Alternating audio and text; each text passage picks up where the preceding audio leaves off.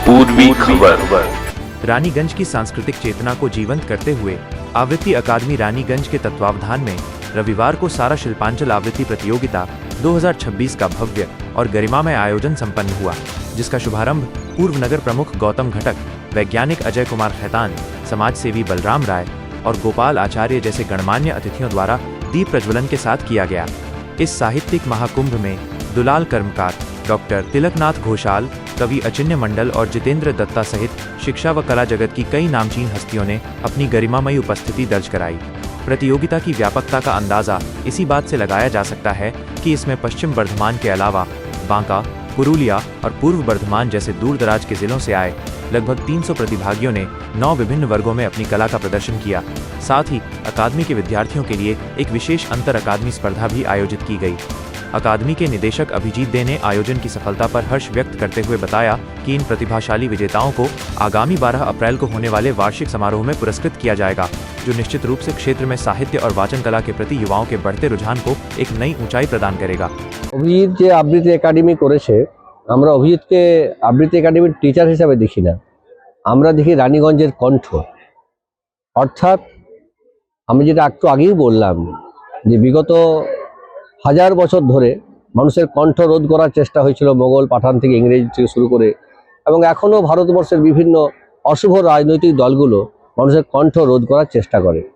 আমাদের দেশে যে সমস্ত লেখক, লেখিকা, কবি, মহীয়সী যারা তাদের কবিতার মাধ্যমে মানুষের কথা লিখেছেন, মানুষের সুখ দুঃখের কথা, জীবনের কথা, দেশপ্রেমের কথা, ভ্রাতৃত্ববোধের কথা, এই কথাগুলো কিন্তু আবৃত্তির মাধ্যমে ফুটে ওঠে।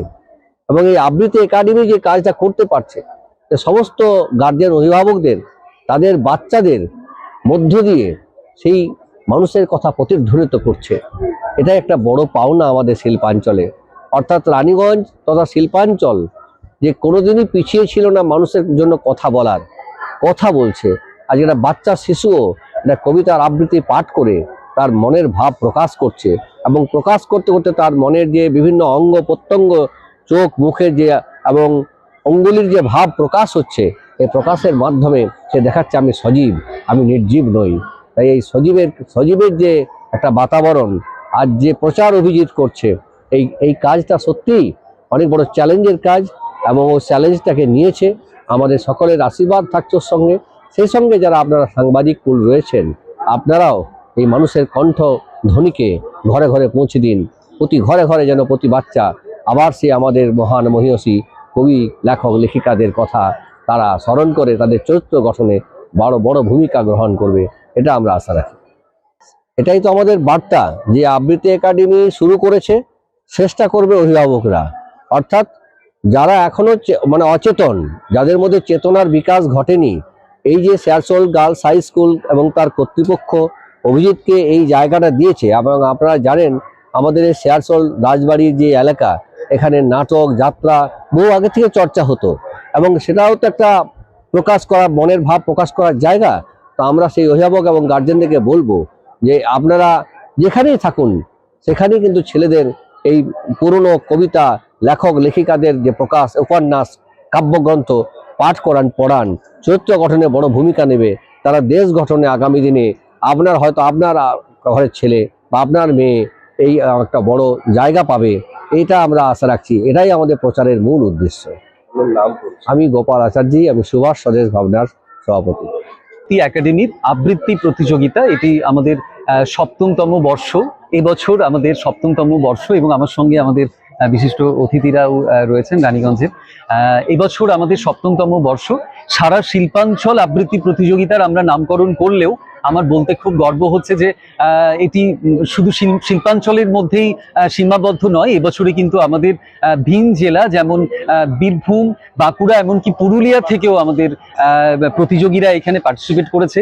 এখানে আন্তঃ একাডেমির 4টি বিভাগ এবং বহিরাগতদেরও তাই 4টি বিভাগে মোট 8টি বিভাগ, এবং তাতে প্রায় 250-রও বেশি এখনো পর্যন্ত প্রতিযোগীরা এসেছেন। এবং একটু পরেই আমাদের প্রতিযোগিতা এই বছরের আমরা শুরু করব।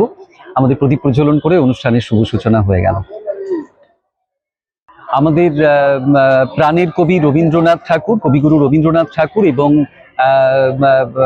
কাজী নজরুল ইসলাম, রানীগঞ্জের পদধূলিধন্য কাজী নজরুল ইসলামের, এবং তাদের দুজনেরই আমরা সমস্ত বিভাগে তাদের দুজনের কবিতা আমরা রেখেছি এবং স্বতঃস্ফূর্তভাবে বাচ্চারা তারা কিন্তু অংশগ্রহণ করছে এবং এতটা মানে উদ্যম, শুধুমাত্র আবৃত্তিকে নিয়ে এত বড় একটা আয়োজন, এত বড় একটা প্রতিযোগিতা হয়তো আমি খুব কম দেখেছি, এবং এটা যে কত বড় একটা আমার মানে প্রাপ্তি, এটা আমি বলে বোঝাতে পারবো না যে এত মানুষ আজ এখানে জমায়েত হয়েছে। हमारे चैनल को लाइक, शेयर, सब्सक्राइब करना ना भूलें और बेल आइकन को दबाना ना भूलें और देखते रहें पूर्वी खबर। पूर्वी खबर, नजर सब पर।